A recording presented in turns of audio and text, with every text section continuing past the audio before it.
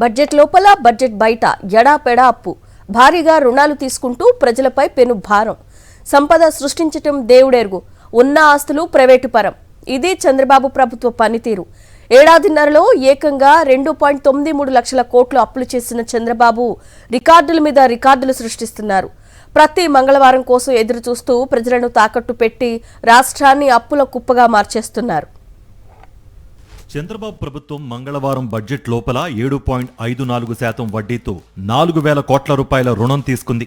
ప్రభుత్వ సెక్యూరిటీలను వేలం వేయడం ద్వారా ఈ మొత్తాన్ని ఆర్బీఐ సమకూర్చింది.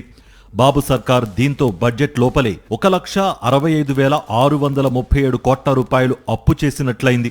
ఇక బడ్జెట్ బయట వివిధ కార్పొరేషన్లు రాజధాని పేరుతో మరో 1,27,632 కోట్ల రూపాయలు అప్పు చేశారు. ఇందులో కార్పొరేషన్ల పేరుతో ప్రభుత్వ గ్యారంటీతో 80,245 కోట్ల రూపాయల రుణం తీసుకున్నారు.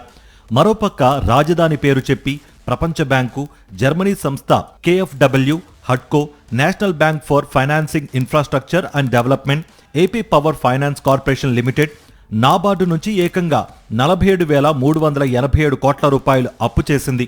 చంద్రబాబు ప్రభుత్వం రాష్ట్ర సంపద పెంచడంలో, కొత్త సంపద సృష్టించడంలో విఫలమైంది. భారీగా అప్పులు చేస్తూ ప్రజలపై కొత్తగా అప్పుల భారాన్ని మోపుతున్నారు. బడ్జెట్ లోపల బయట ఇష్టానుసారం అప్పులు చేస్తున్నప్పటికీ సూపర్ 6లో కీలకమైన నిరుద్యోగ భృతి, ఆడబిడ్డ నిధి పథకాలను అమలు చేయకుండా ఎగనామం పెట్టారు.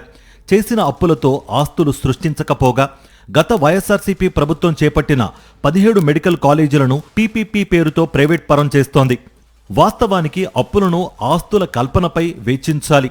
వైఎస్ జగన్ ప్రభుత్వ రంగంలో ఆస్తులను కల్పించగా చంద్రబాబు సర్కార్ ప్రైవేట్ పరం చేస్తోంది.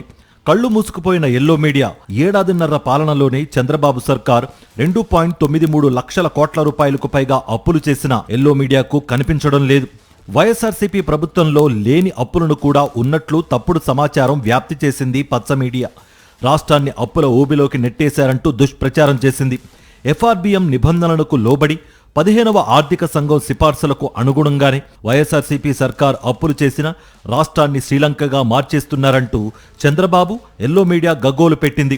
ఇప్పుడు చంద్రబాబు రాష్ట్ర ఆస్తులను తాకట్టు పెట్టి మరి అప్పులు చేస్తున్న ఎల్లో మీడియాకు కనిపించడం లేదు.